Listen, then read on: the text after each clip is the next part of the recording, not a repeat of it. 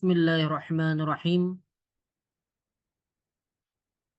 Assalamualaikum warahmatullahi wabarakatuh. Alhamdulillahi rabbil alamin. Wabihi nasta'in ala umurid dunya waddin.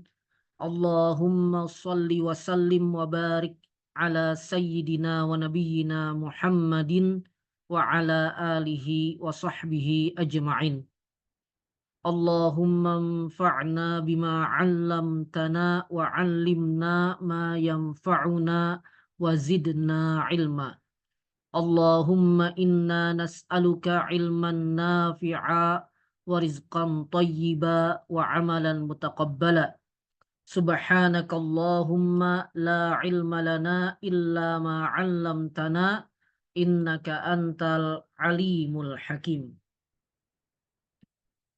Qala Allah Ta'ala fi kitabihil karim wa ma kana al-mu'minuna liyanfiru kaffah falawla nafara min kulli firqatin minhum ta'ifatul liyatafaqahu fid din waliyunziru qaumahum idza raja'u ilaihim la'allahum yahdharun. Wa qala Rasulullah sallallahu alaihi wa alihi wasallam,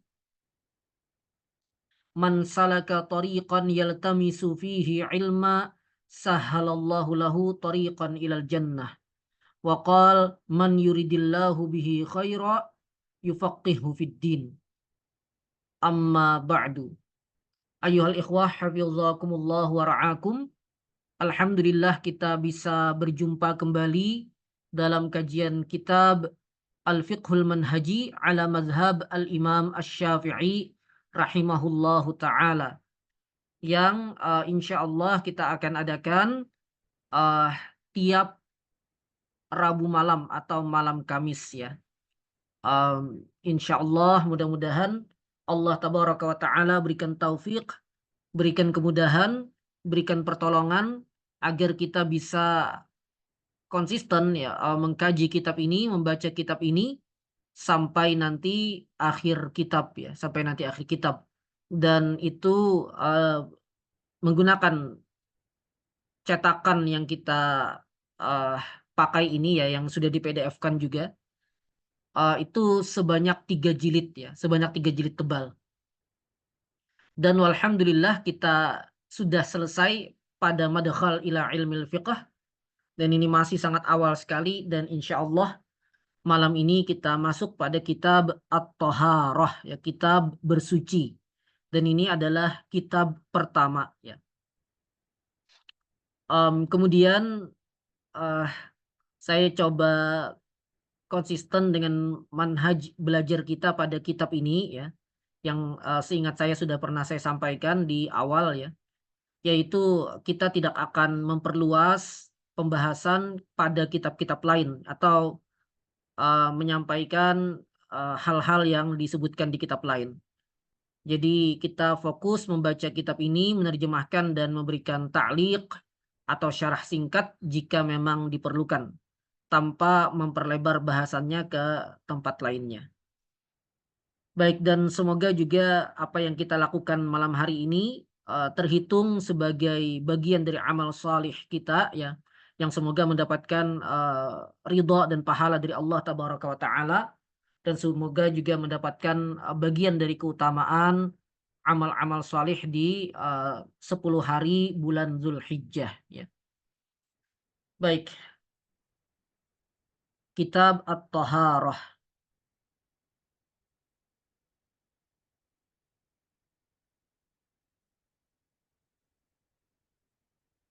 Dan para ulama atau sebagian ulama menjelaskan bahwa mengapa para ulama mendahulukan dalam penulisan kitab-kitab fikih mereka ibadah dari bab-bab lainnya.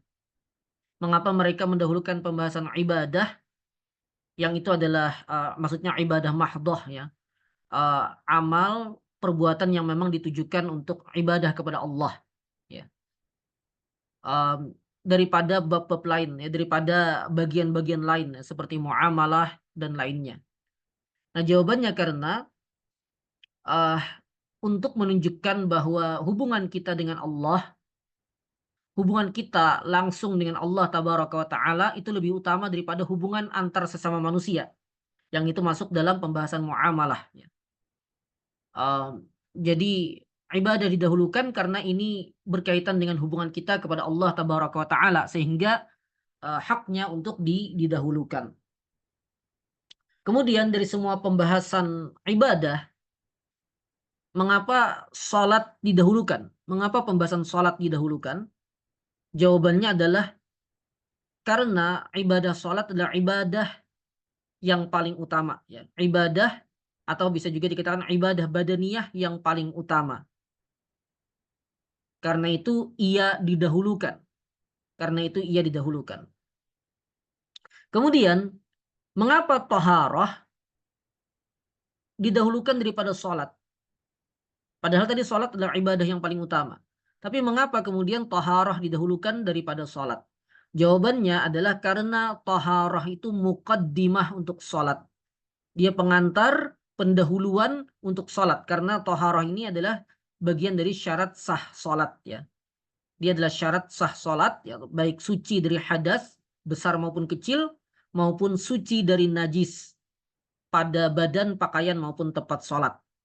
Nah, karena dia muqaddimah untuk sholat, maka sebagaimana biasanya ya muqaddimah itu didahulukan ya, daripada konten utamanya. Maka sebelum sholat kita dahulukan muqaddimahnya, yaitu taharah. Kemudian juga para ulama biasanya dalam pembahasan taharah mendahulukan pembahasan tentang air ya, termasuk dalam kitab kita ini Al-Fiqhul Manhaji. Pembahasan awalnya nanti tentang air ya, macam-macam air. Mengapa pembahasan air didahulukan daripada pembahasan lainnya dalam taharah? Jawabannya karena alat paling utama untuk taharah atau untuk bersuci baik dari hadas maupun dari najis, alat utamanya adalah air ya. Karena itu air didahulukan. Jadi para ulama menyusun kitab-kitab fikih termasuk mana yang didahulukan dan mana yang diakhirkan, itu ada filosofinya tersendiri ya. Jadi bukan asal-asalan. Baik, kita langsung baca. Bismillahirrahmanirrahim. Qala al-muallifun rahimallahu man mata minhum wa hafidha man baqiya wa nafa'ana bihim wa bi'ulumihim fid daraini amin. Ahkamu at-taharah. Makna at-taharah. Hukum-hukum taharah. Di sini ahkam ya, karena banyak sekali pembahasan yang menjadi turunan dari pembahasan taharah atau pencabangan bahasan dari taharah. Ya seperti wudu, mandi, kemudian tayammum, kemudian juga menghilangkan najis ya, termasuk di dalamnya ada istinja, kemudian adab qada hajat, pembahasan seputar darah dan lain-lain. Ya. Baik. Makna at-taharah. Makna at-taharah. At-taharatu lughatan ya. Dan adahnya fuqaha ya, meskipun tidak selalu ya. Tapi ini terutama pada kitab-kitab yang tebal, lebih-lebih kitab-kitab kontemporer ya. Banyak dari kitab-kitab kontemporer yang mereka sebelum masuk dalam pembahasan satu bab tertentu, mereka jelaskan dulu definisi, ta'rif dari setiap tema bahasannya ya. Dan ini juga berlaku ya di kitab turas, tapi ya tidak semua, dan banyak sekali berlaku di kitab-kitab kontemporer. Nah, dan ini adalah ya hal yang bagus ya, hal yang penting supaya kita sebelum masuk ke dalam pembahasannya secara terperinci, kita sudah memahami garis besar dan memahami gambaran apa yang sedang kita bahas ya.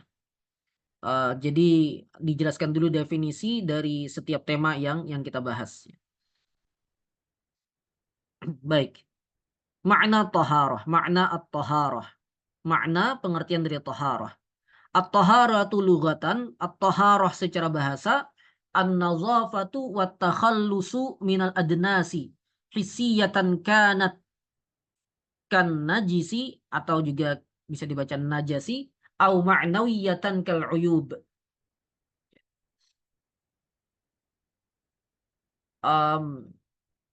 Taharah secara bahasa adalah uh, an-nazafah, ya, kebersihan, wat takhallus, dan uh, pelepasan, ya, atau pembersihan dari adnas, ya, dari kotoran-kotoran, baik itu hissiyatan, baik kotoran yang fisik, ya, terindra seperti najis, ya. Nah, sebagian ulama membedakan, ya, najasun dengan najisun, ya, sama-sama isim ini. Membedakan antara najasun dengan najisun. Kata mereka, ya, ini menurut sebagian ulama tadi, jika najasun, ya, najasun dengan fathah, maka itu berarti bendanya memang najis, ya, secara zatnya memang najis. Nah, sedangkan kalau najisun itu terkena najis. Jadi misalnya khamar itu najas, ya, karena zatnya memang najis. Atau babi itu najas karena zatnya memang najis. Nah, sedangkan misalnya air yang tercampur dengan air kencing misalnya atau seterusnya yang nanti akan ada pembahasannya, nah itu disebut dengan maun najis, ya. Maun najisun, air yang terkena najis. Ini menurut sebagian ulama. Dan najis secara umum, ya, kotoran yang sifatnya fisik, ya, atau kotoran yang sifatnya maknawi. Ini secara bahasa, ya. Atau kotoran yang sifatnya maknawi seperti uyub, seperti aib, ya, seperti aib.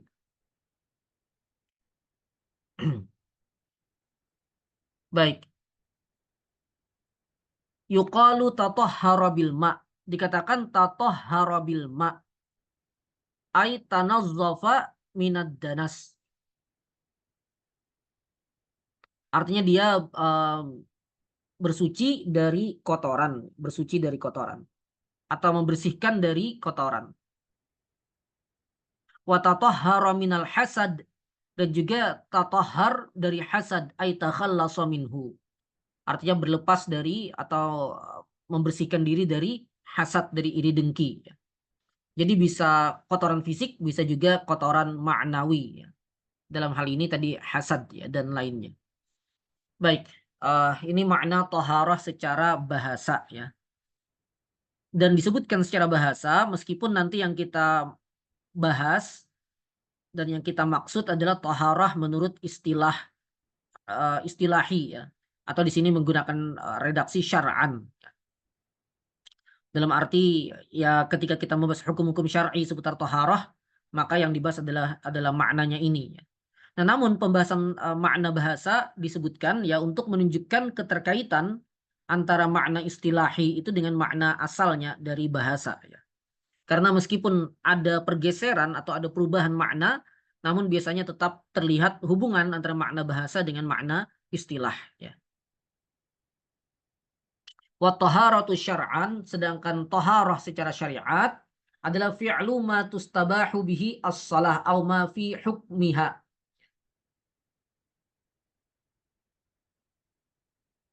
Um, Perbuatan yang dengannya, ya, dibolehkan salat, ya. Yang dengannya dibolehkan salat atau sesuatu yang hukumnya seperti salat, yang misalnya tawaf, ya. Um, Maupun juga misalnya dalam sebagian bahasan misalnya adalah masul mushaf, menyentuh mushaf, ya. Nah, jadi toharoh itu adalah perbuatan yang kita lakukan yang dengannya kita boleh untuk melakukan sholat atau perkara-perkara lain yang hukumnya seperti sholat. Kal wudu'i, um, seperti wudu liman kana ghaira mutawaddi.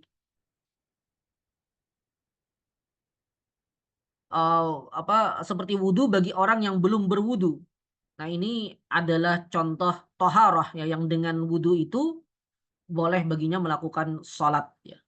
boleh baginya melakukan sholat. Wal ghusli liman wajaba alaihil ghuslu. Dan mandi bagi orang yang wajib mandi, yang semuanya nanti dibahas. Wa izalatin najasati anis thawbi wal badani wal makan.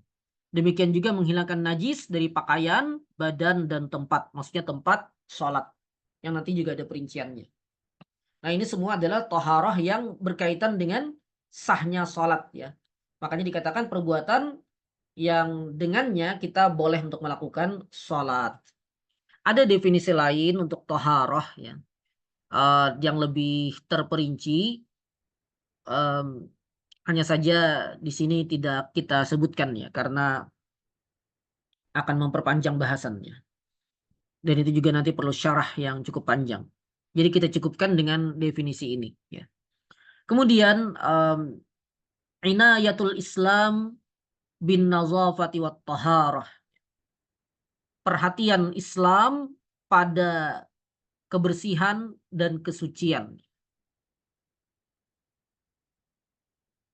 Ini adalah salah satu keistimewaan kitab Al-Fiqhul Manhaji ya, seperti yang pernah saya sampaikan rasanya di awal-awal kajian kita ya, di pertemuan-pertemuan awal. Ada hikmatut tasyri' yang selalu disebutkan di kitab ini ya. Yang itu akan membantu kita memahami bagaimana indahnya dan agungnya ajaran Islam. Jadi ini salah satu keistimewaan kitab Al-Fiqhul Manhaji. Dengannya kita mengetahui mengapa kok syariat menetapkan adanya hukum-hukum seputar taharah. Ngapain sih agama Islam mengatur masalah cebok, gitu, mengatur masalah urusan kita di kamar mandi atau di toilet gitu. Ngapain sih Islam mengatur hal semacam itu? Jawabannya ini menunjukkan bahwa Islam itu memang memberi perhatian atas kemuliaan manusia, memberi perhatian atas kehidupan manusia dari hal-hal yang paling kecil sampai hal-hal paling besar ya, sebagaimana sudah pernah kita bahas. Dan itu menunjukkan bahwa Islam ini memang kompatibel dengan manusia. Dan itu menunjukkan bahwa ia bersumber dari sumber yang sama. Manusia bersumber dari Allah tabaraka wa taala karena ia makhluk dari Allah. Manusia adalah makhluk dari Allah, dan Islam adalah din yang diturunkan oleh Allah tabaraka wa taala untuk panduan kehidupan kita. Maka kompatibel, berbeda dengan agama-agama lain yang bukan berasal dari Allah tabaraka wa taala, maka dia tidak cocok dan akan melahirkan berbagai ketimpangan kehidupan. Berbagai ketimpangan kehidupan. Makanya ya ikhwafillah hafizakumullah, ya di antara syubhat di zaman sekarang adalah menganggap semua agama sama. Menganggap semua agama sama. Dan ini banyak sekali terjadi. Bahkan pada orang-orang yang mungkin terlihat zahirnya salih. Mereka menganggap semua agama sama. Sehingga ya misal anjuran supaya anak-anak muda saat ini tidak rusak kehidupannya, marilah kembali kepada agama. Agama apapun, kan semua agama mengajarkan kebaikan. Ya, yang Islam rajin-rajinlah ke masjid, yang Kristen rajin-rajinlah ke gereja, dan seterusnya. Ini ucapan batil. Ini ucapan batil. Mengapa ucapan batil? Karena ajaran agama yang satu-satunya yang diridhoi oleh Allah dan yang kompatibel bagi kehidupan manusia hanyalah Islam. Agama lain tidak. Agama lain tidak. Jadi tidak ada bedanya ya, antara sekularisme, liberalisme, komunisme, ataupun adian, ya, agama-agama yang ada selain Islam. Tidak ada perbedaan antara semuanya itu.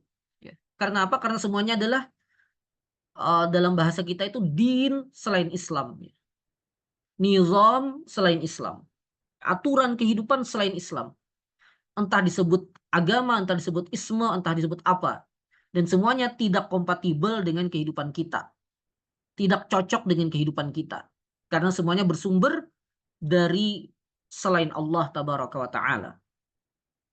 Jadi sama saja. Gitu. Kerusakan-kerusakannya ya sama saja. Ya tinggal memang bentuk kerusakannya ya itu berbeda-beda ya. afrod kerusakannya berbeda-beda. Tapi ya ya dia sama dari sisi sama-sama rusak, sama-sama tidak benar ya. Em, jadi kalau kita mau mengajak anak-anak muda kepada kebaikan ya ajakannya kepada Islam, ajakannya kepada Islam, bukan kepada selain Islam.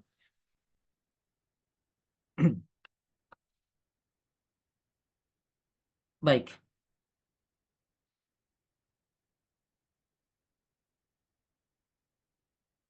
Laqad i'tanal Islamu bit-taharati wan nazafati inayatan tammah wa yazharu dzalika mimma yali.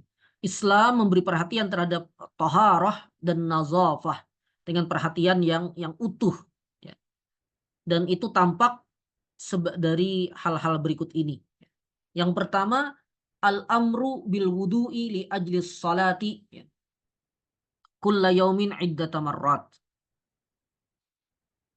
Perintah untuk melakukan wudu li ajlis salah, untuk salat setiap hari sekian kali ya, sesuai dengan jumlah salat yang dikerjakan dan ya tergantung dari batal tidaknya wudu sebelumnya ya.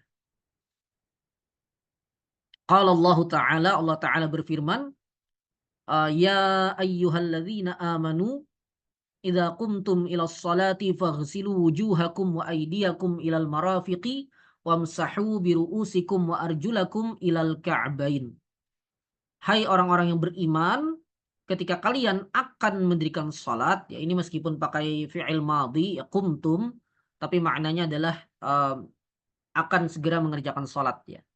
Faghsilu, maka basuhlah wajah kalian, wa aydiyakum ilal marafiq, dan tangan-tangan kalian sampai ke siku, yaitu ya, ma'a al marafiq, ya sikunya juga dibasuh.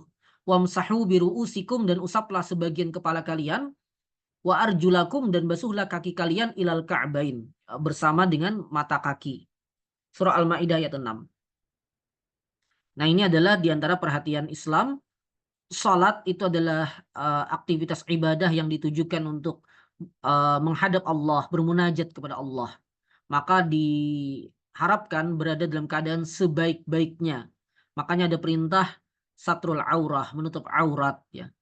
Termasuk juga perintah untuk berwudu ya. Jadi kita bersihkan anggota-anggota tubuh kita, terutama pada anggota-anggota yang biasanya terkena kotoran ya, uh, yang biasa tidak tertutup, terutama bagi laki-laki ya. Tangan, bagian kaki, wajah, dan rambut gitu, atau kepala. Nah, itu dibersihkan untuk melakukan sholat ya. Jadi diharapkan umat Islam ketika menghadap Allah Tabaraka wa Ta'ala dalam keadaan yang bersih, yang sebaik-baiknya. Baik. Kemudian yang kedua, al-haddu 'alal ghusli fi katsirin minal munasabat. Mendorong, menganjurkan untuk mandi pada banyak uh, apa namanya, banyak kondisi ya, banyak keadaan ya, banyak peristiwa. Qala ta'ala, Allah Ta'ala berfirman, misalnya wa in kuntum junuban fattahharu, surah Al-Maidah ayat 6. Dan jika kalian dalam keadaan junub, ya junub ya paham ya, junub janabah setelah berhubungan badan misalnya, fattahharu, maka mandilah. Ini diantara situasi, keadaan di mana bahkan bukan sekadar wajib atau bukan sekadar dianjurkan, tapi wajib mandi pada keadaan ini. Dan banyak lagi hal-hal lain yang dianjurkan untuk mandi ya, dianjurkan untuk mandi. Seperti mandi untuk apa namanya, mandi untuk sholat Jumat, mandi untuk sholat Id dan lain-lainnya. Termasuk banyak mandi juga yang disunnahkan dalam mazhab Syafi'i yang berkaitan dengan prosesi haji ya.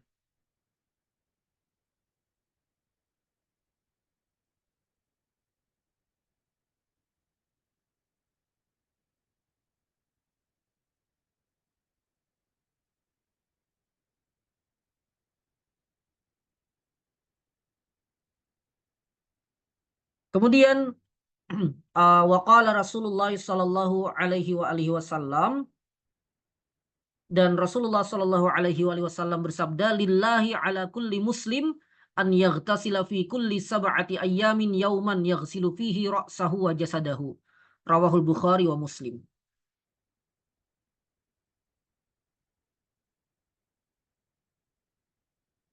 Um, hak Allah yang dibebankan kepada setiap muslim agar mereka mandi dalam setiap 7 hari, ada 1 hari yang mereka basuh kepala dan seluruh tubuhnya. Dan dalam sebagian riwayat disebutkan pada hari Jumat, ya. Ini pada hari Jumat. Dan ini diantara dalil yang digunakan oleh sebagian ulama yang menyatakan mandi Jumat itu hukumnya wajib, ya. Meskipun um, kebanyakan ulama termasuk Syafi'iyah mengatakan hukumnya sunnah, ya. Hukumnya sunnah saja. Karena ada dalil lain yang mengalihkan hukum wajibnya menjadi hukum sunnah atau mandub, ya, yang nanti akan kita bahas pada tempatnya insya Allah. Nah, lagi-lagi ini adalah anjuran untuk melakukan aktivitas mandi dan menunjukkan bahwa Islam memberi perhatian terhadap hal-hal semacam ini, ya. Apalagi ya ikhwafillah hafizakumullah, antum jangan bayangkan orang kita, ya, jangan bayangkan orang Indonesia, ya, di masa sekarang. Jangan bayangkan orang Indonesia di masa sekarang yang mungkin karena sudah dibiasakan kita itu kebanyakan mandi 2 kali sehari, ya. Dan ini tidak semua negara dan tidak semua wilayah di dunia ini kan melakukan mandi sebanyak kita, ya. Ada yang kebiasaan mereka hanya sekali sehari, bahkan ada yang beberapa hari baru mandi gitu, karena memang ya kondisi iklimnya tidak menuntut untuk sering-sering mandi gitu. Kalau kita kan ya iklim kita yang seperti ini yang panas, lembab, gerah, ya, yang itu membuat kita mudah keringatan, mudah keluar keringat, mudah memunculkan bau tidak sedap, ya. Yang itu memang yang membuat kita mungkin perlu untuk lebih sering membersihkan badan kita, ya. Di beberapa wilayah lain di muka bumi tidak seperti itu.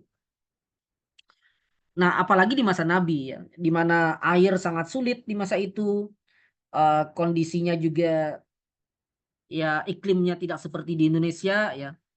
Nah, namun Islam, ya, yang dibawa oleh Nabi Muhammad SAW memberikan anjuran untuk mandi dalam berbagai kesempatan.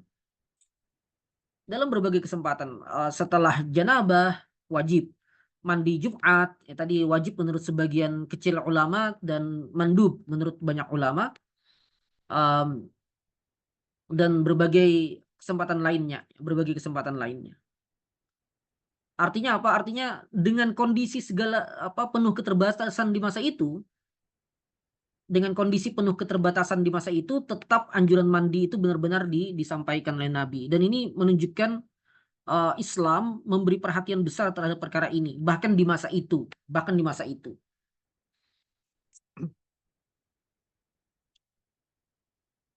Baik.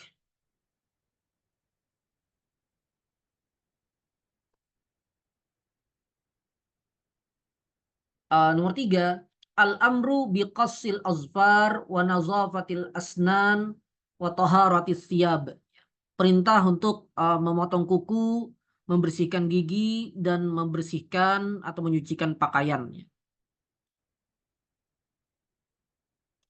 Qala Rasulullah sallallahu alaihi wasallam, Rasulullah sallallahu alaihi wasallam bersabda, khamsun minal fitrah, 5 yang merupakan perkara fitrah, ya. Meskipun 5 ini hukumnya ya inda Syafi'iyah berbeda, ya. Ada yang wajib, ada yang mandub, ya. Baik. Yaitu al-khitan, al-khitanu wal istihdadu wa natful ibti wa taqlimul azafir wa qassus syarib, ya. Yaitu khitan, ya, khitan sunat, kemudian istihdad mencukur rambut kemaluan, kemudian natful ibut mencabut bulu ketiak, Um, kemudian taklimul azafir, ya, um, apa namanya, memotong kuku, ya, menggunting kuku, waqasus syarib, dan memendekkan kumis, ya, memendekkan kumis.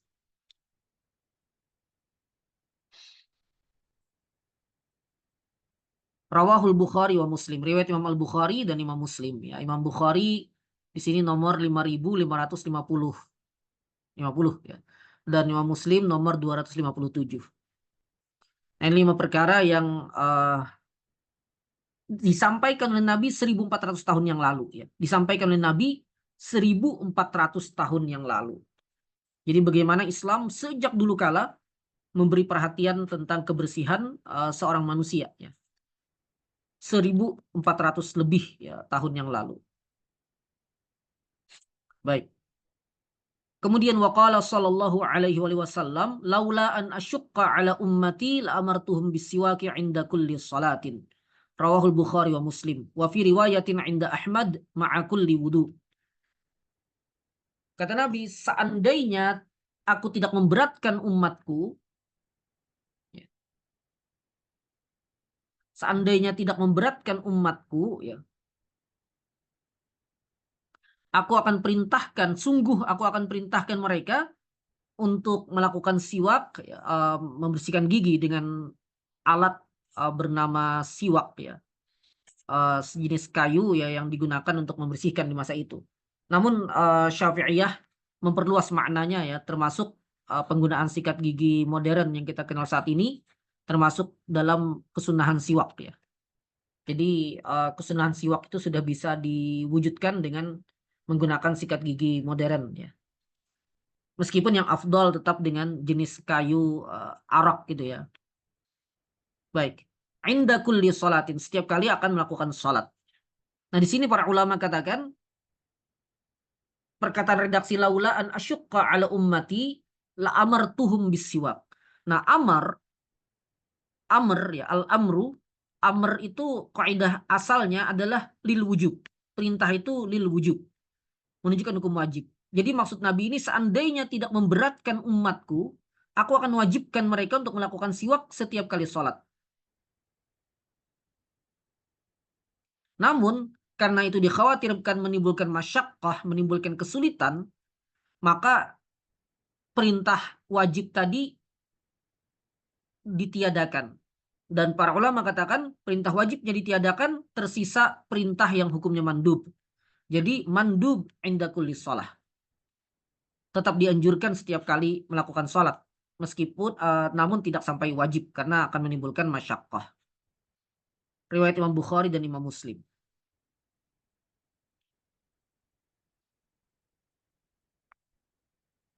Dan ini juga salah satu prinsip dalam ajaran Islam, ya, bahwa Islam itu tidak menginginkan kesulitan bagi umatnya, ya. Makanya ada kaidah yang sangat masyhur, kaidah fikih yang sangat masyhur, al-masyaqqatu tajlibut taisir, ya. Kesulitan mendatangkan kemudahan.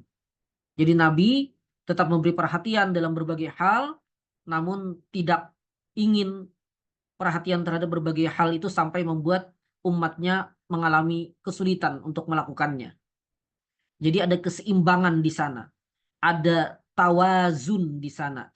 Ada tawazun, ada i'tidal di sana. Dan ini adalah sifat ajaran Islam, ya. I'tidal, tawassut, wasati, tawazun, muwazanah, dan semisalnya, yang berarti keseimbangan, tidak ifrat dan tidak tafrit, tidak hulu dan tidak taksir. Ini adalah ajaran asasi dalam agama kita. Ini sesuatu yang ya, Islam itu ya wasati, gitu. Islam itu ya wasati. Islam itu ya tawazun. Islam itu ya i'tidal. Islam itu tidak pernah ifrat dan tidak pernah tafrit. Dan kalau ada orang yang jatuh pada sikap ifrat, melampaui batas lebih daripada yang seharusnya, atau tafrit, ya, bersikap melalaikan yang kurang dari seharusnya, kalau ada orang yang praktek beragamanya ifrat dengan tafrit, maka itu sebenarnya adalah kesalahan dalam praktek beragama. Kesalahan dalam praktek beragama. Ketika ia jatuh pada ifrat dan jatuh pada tafrid. Hanya saja tentu standar wasatiyah, standar tawazun dan semisalnya tadi itu sesuai dengan standar dan prinsip ajaran Islam ya. Karena jika menggunakan sudut pandang di luar Islam yang dipaksakan masuk ke Islam, maka ketaatan itu akan dianggap sebagai ekstremitas. Ya. Orang yang taat akan dianggap sebagai orang yang ekstremis. Ya. Jadi hati-hati juga ya. Islam memang moderat gitu kalau kita pakai istilah moderat ya. Tapi moderatnya Islam itu berbeda dengan moderat yang dijajakan oleh Barat dan para uh, pengasongnya di negeri-negeri Muslim ya. Jadi moderasi Islam, Islam moderat yang digagas oleh Barat dan para pengikutnya di negeri-negeri Islam itu sebenarnya bukan wasatiyah Islam dalam makna yang sebenarnya, bukan i'tidalnya Islam dalam makna yang sebenarnya, tapi itu sebenarnya adalah uh, penyimpangan terhadap ajaran Islam ya, atau pemaksaan ajaran Islam agar sesuai dengan nilai-nilai Barat ya, yang mereka sebut dengan istilah nilai-nilai universal, padahal bukan. Dan itu ya karena menangnya peradaban ya dan adanya peradaban atau kekuatan yang unggul, yang menang akan memaksakan nilai-nilai mereka kepada yang lain, kepada yang kalah. Dan faktanya memang secara kekuasaan Barat menang ya beberapa abad terakhir, sehingga nilai-nilai mereka dipaksakan ke seluruh dunia dan dianggap sebagai nilai-nilai universal, padahal bukan. Dan kemudian dipaksa juga untuk bahwa Islam memang sesuai dengan yang mereka fahami, dan ini jelas penyimpangan. Jadi tidak ada hubungannya antara wasatiyah Islam, antara i'tidalnya Islam, antara tawazunnya Islam dengan apa yang mereka jajakan itu ya. Ya Islam punya prinsip sendiri. Namun kembali ya Islam ya seperti itu, Islam seimbang. Islam seimbang. Jadi dalam hadis perintah siwak ini saja ada prinsip itu ya. Uh, ada prinsip keseimbangan di dalam ajaran Islam dan banyak lagi hadis-hadis dan ayat-ayat Al-Qur'an yang menunjukkan hal itu. Baik. Dalam salah satu riwayat dari Imam Ahmad, ma'akulli wudu. Ma'akulli wudu. Pada setiap kali wudu. Nah, di sini ada catatan kaki. Ya. Istihdad adalah huwa isti'malul Musa fi halqil anah. Istihdad adalah penggunaan Musa, alat cukur. Bukan Musa Nabi. Ya. Penggunaan alat cukur untuk mencukur habis rambut kemaluan. Untuk mencukur habis rambut kemaluan.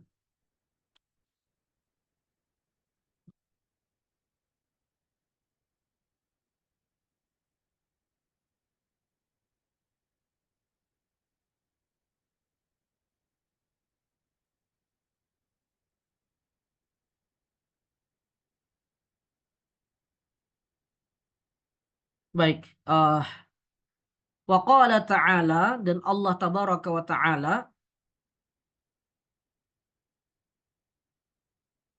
wasiyabaka fatahhir. Wasiyabaka fatahhir. Dan sucikanlah, bersihkanlah pakaianmu. Surah Al-Muddatsir ayat 4.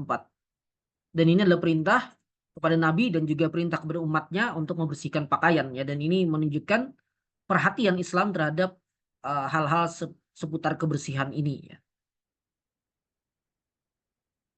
Baik. Wa qala Nabi sallallahu alaihi wasallam li ashabihi, dan Nabi sallallahu alaihi wasallam berkata kepada para sahabat beliau ya. Innakum qadimuna ala ikhwanikum. Kalian akan menemui ya atau mendatangi ya, kalian akan mendatangi menemui saudara-saudara kalian. Fa aslihu rihalakum wa aslihu libasakum. Maka perbaikilah, perindahlah, perbaikilah um, rihal kalian dan libas kalian, rihalakum. Ini adalah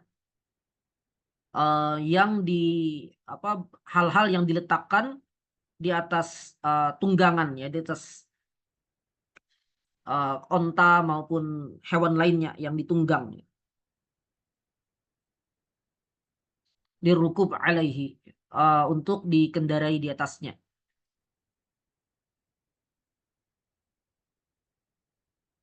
Uh, ya dan ini ya bisa dikatakan tunggangan kalian lah, atau uh, perlengkapan tunggangan kalian.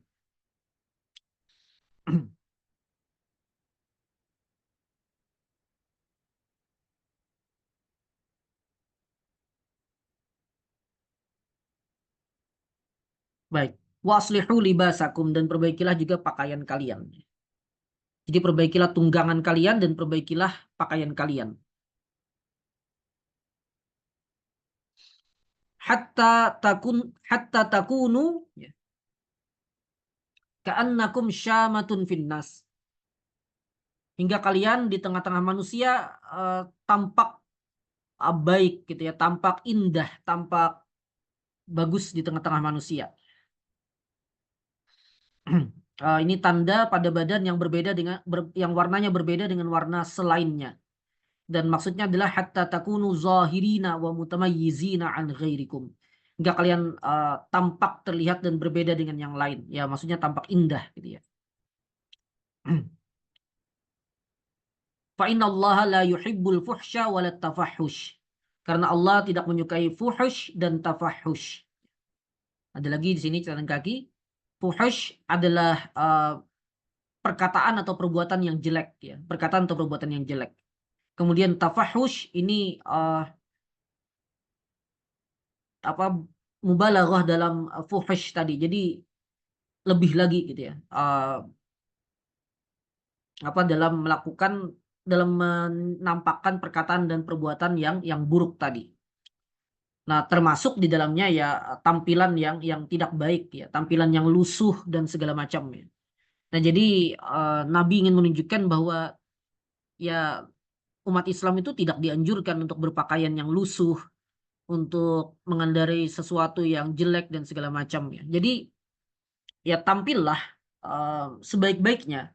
Tentu memang tidak harus sampai berlebihan juga ya. Perempuan tidak boleh tabarruj tentunya ya.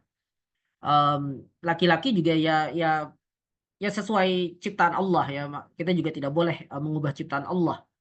Tapi maksudnya hal-hal yang bisa kita perbaiki ya, kerapian dan semisalnya itu memang harus ditunjukkan pakaian-pakaian yang bagus. Kalau sudah pakaiannya sudah compang-camping, kalau kita ada dana ya jangan pakai yang compang-camping itu, ya sudah buang saja tempat sampah. Em, Jangan juga dikasih ke orang ya, karena kalau kita merasa tidak layak memakainya, maka orang juga tidak layak ya.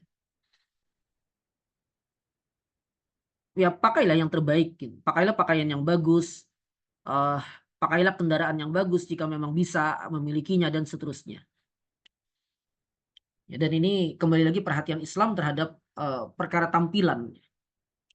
Meskipun tentu batin, ya aspek batin lebih utama daripada aspek zahir, itu jelas. Hanya saja Islam tidak mengabaikan aspek zahir.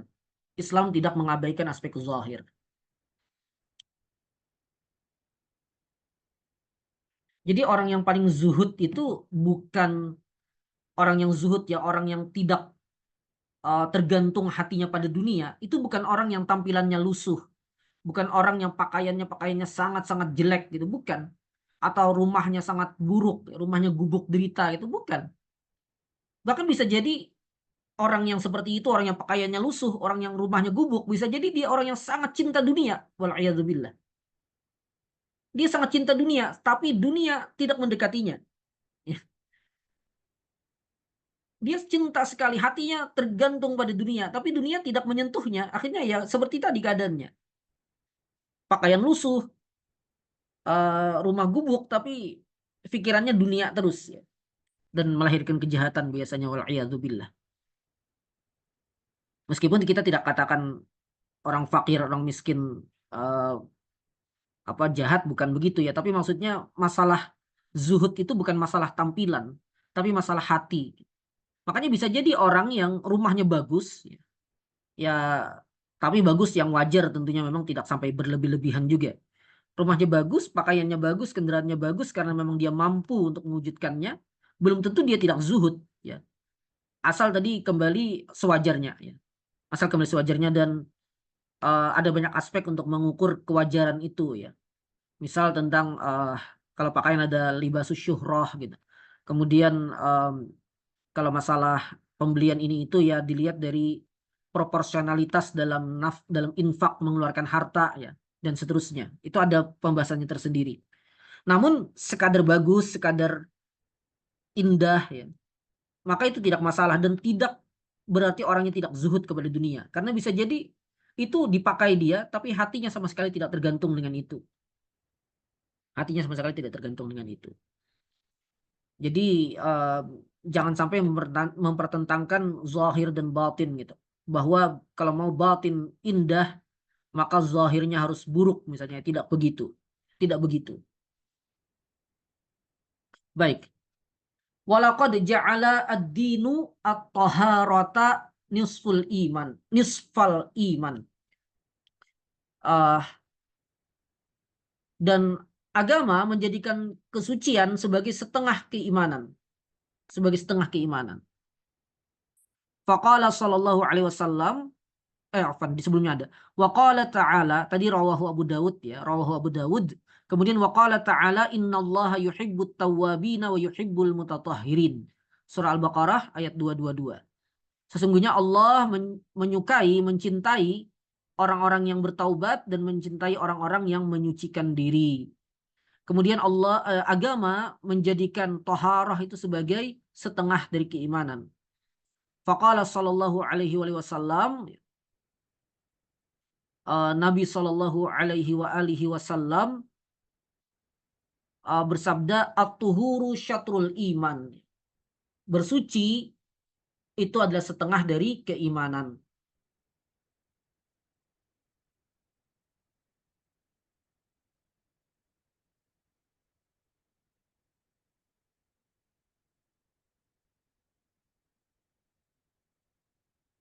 Jadi walaqad ja'alad dinu taharatan nisfal iman.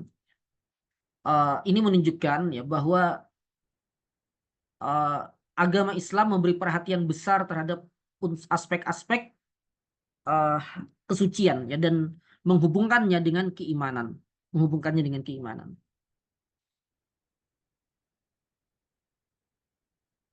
Baik, lanjut ya. Hikmatu tasyri'it taharah. Hikmah disyariatkannya taharah atau hikmah pensyariatan taharah. Laqad syara'a al-islamu at-taharata li hikamin katsiratin.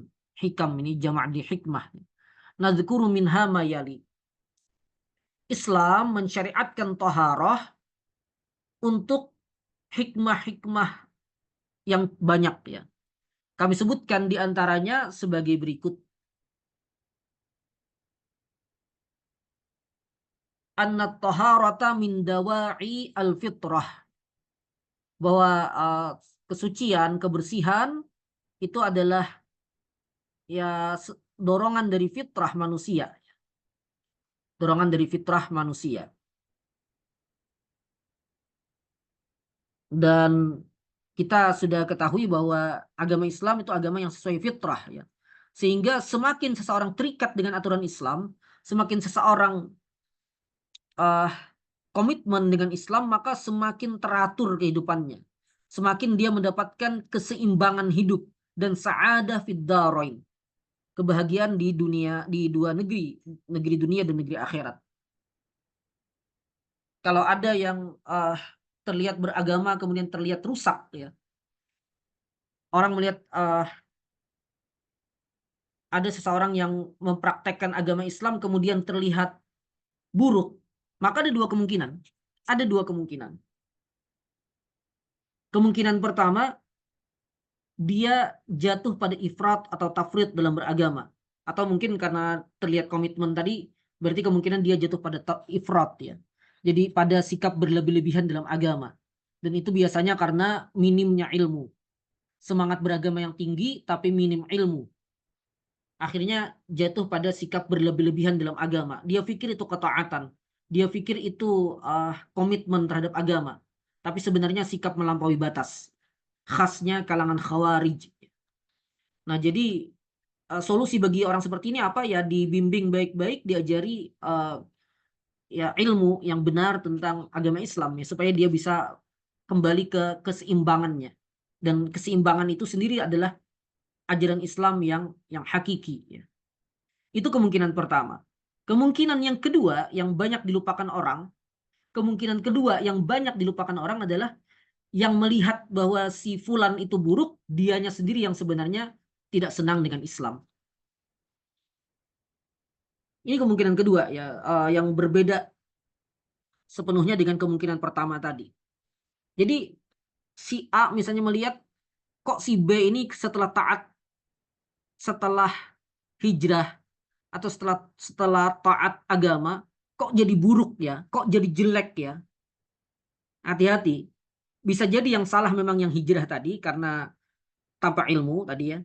Kemungkinan pertama, tapi mungkin juga kesalahannya adalah pada yang memandang ini. Kenapa? Karena pikirannya udah rusak ya. Sehingga dia memandang kebaikan itu sebagai keburukan. Contoh, oh sebelumnya si fulan ini sebelum hijrah dia orangnya tidak sombong gitu ya. Karena dia senang nongkrong sama kita, kumpul-kumpul sampai malam misalnya, laki-laki perempuan gitu. Tapi setelah hijrah malah menjauh dari kita, sudah sombong misalnya. Ini redaksi sombongnya dia yang salahnya. Padahal si fulan ini tidak menjauhi mereka sepenuhnya, tapi ya dia menjauh dari kebiasaan buruk ya. Nongkrong dari siang sampai malam kan berarti meninggalkan sholat ya. Dan bisa jadi nongkrongnya juga ada minuman keras, dia tinggalkan itu. Termasuk juga ikhtilat laki-laki perempuan ya, tidak menutup aurat dan segala macam. Semuanya kemungkaran, dia tinggalkan itu. Tapi oleh orang yang memandang tadi dianggap sebagai keburukan. Padahal itu kebaikan gitu. Dia sebenarnya masih mau ketemu sama teman-temannya, tapi pada kesempatan yang tepat dan jauh dari kemungkaran. Misalnya begitu. Um, Kemudian misalnya juga saya baru baca ya, uh, agak saya lupa persis di mana saya baca ya. Jadi di tahun kalau tidak salah tahun 70-an atau tahun 80-an itu ya. Ada informasi bahwa Soneta, ya, Soneta tahu ya, grupnya Rhoma Irama itu. Mereka itu uh, berangkat haji. Mereka berangkat haji di masa itu. Dan itu ditentang oleh komunitas para pemusik saat itu. Alasannya apa? Aneh gitu, pemusik berangkat haji. Karena apa? Karena bagi mereka pemusik itu identik dengan main perempuan, minuman keras dan segala macam di komunitas para pemusik gitu. Sehingga jadi semacam ya sesuatu yang buruk lah. Kalau kemudian uh, ada yang malah berbeda adahnya ya, berangkat haji dan semisalnya. Ini terlepas dari kontroversinya Rhoma Irama ya. Tapi um, ya ya itu gitu. Itu menunjukkan bahwa uh, mereka memandang buruk kebaikan karena mereka terbiasa dengan keburukan. Ya. Sehingga mereka alergi dengan kebaikan. Mereka alergi dengan kebaikan. Termasuk juga pada momen-momen pilkada, termasuk pilpres kemarin ya. Terlepas dari saya sendiri mengatakan ya sosok Anies misalnya saat ini, atau yang kemarin sosok Anies dan 5 tahun sebelumnya sosok Prabowo gitu. Sebenarnya tidak betul-betul komitmen terhadap Islam juga ya, saya berkali-kali menyampaikan ya. Cuma memang ya dibandingkan lawannya ya lebih mending ya. Nah, kembali ke Anies misalnya, ke sosok Anies Baswedan misalnya. Di Pilkada Jakarta dulu maupun setelahnya di Pilpres, banyak loh kalangan yang anti terhadap dia. Dan sebenarnya bukan ke sosok dia, tapi karena latar belakang atau pihak-pihak di belakang dia yang dianggap ya dianggap mereka ya kuat Islam gitu ya, kuat Islamnya. Nah mereka benci sekali dan bahkan mereka menganggap sosok Anies ini sosok monster gitu, tokoh jahat. Dan itu uh, saya dapatkan informasi seperti itu banyak sekali gitu. Jadi di kalangan mereka ini sosok sosok penjahat gitu, yang sosok penjahat, sosok tokoh jahat, sosok antagonis yang tidak boleh dibiarkan memimpin. Nah, mengapa mereka bayangkan itu seperti sosok monster, sosok jahat dan segala macam itu? Ya bukan karena yang mereka tuduh itu memang betulan jahat, bukan, tapi jahat menurut cara pandang mereka. Kita kok sudah enak-enak ada klub malam misalnya ya, yang kita bisa kongko-kongko, bisa minum minuman keras, kemudian di sana bisa ketemu perempuan, kemudian bisa berzina, wal'iyadzubillah, dan seterusnya. Dan itu sebuah kebiasaan, ya mereka bayangkan, mereka takut gitu. Ketika ada calon yang bawa-bawa agama menang, mereka takut itu semua akan hilang. Mereka takut itu semua akan hilang. Nah, yang seperti ini kira-kira yang buruk siapa? Ya itulah. Gitu. Jadi ini kemungkinan kedua.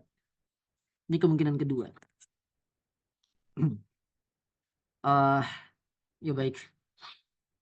Jadi Islam itu agama yang sesuai dengan tuntutan fitrah ya. Dan taharah itu sesuai dengan dorongan fitrah juga ya. Maka ini kembali lagi, Islam dengan kita itu kompatibel ya. Islam dengan manusia itu kompatibel.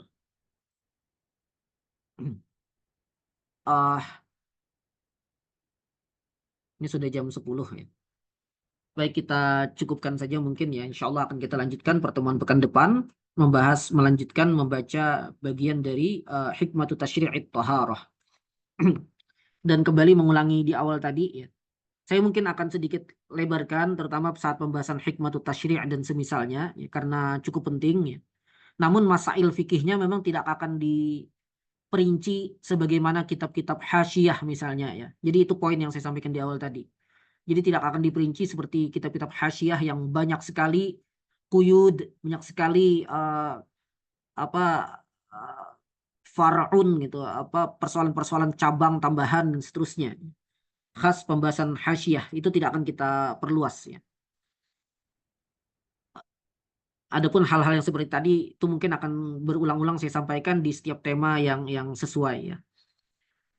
Dan harap sabar ya ikhwah fillah hafizakumullah. Antum tidak usah tergesa-gesa ini kapan kita tamatnya, yang ngapain juga ya. Toh juga kalau tamat tidak dapat apa-apa juga ya. Dalam arti tidak ada ijazah, sertifikat atau uang yang antum dapatkan. Jadi mudah-mudahan kita istiqomah, jalan terus. Semoga setiap pertemuan ada faedahnya. Antum boleh protes kalau tidak ada faedah yang antum dapatkan sama sekali dalam pertemuan kita ya. Namun selama itu ada faedah yang didapatkan, maka ya nikmati saja ya, jalani saja, dan mudah-mudahan Allah sampaikan kita nanti pada akhir kitab dengan pemahaman yang baik terhadap seluruh isi kitab ini. Ini saya cukupkan, mohon maaf atas segala kesalahan. Insya Allah jika tidak ada uzur, kita akan bertemu lagi pekan depan. Dan materi ini uh, rekamannya nanti akan uh, di upload di YouTube ya, dan bisa disimak oleh siapapun. Itu saja mungkin, mohon maaf atas segala kesalahan. Hadanallahu wa iyyakum ajma'in. Wassalamualaikum warahmatullahi wabarakatuh. Jazakallah khairan. Wa iyyakum.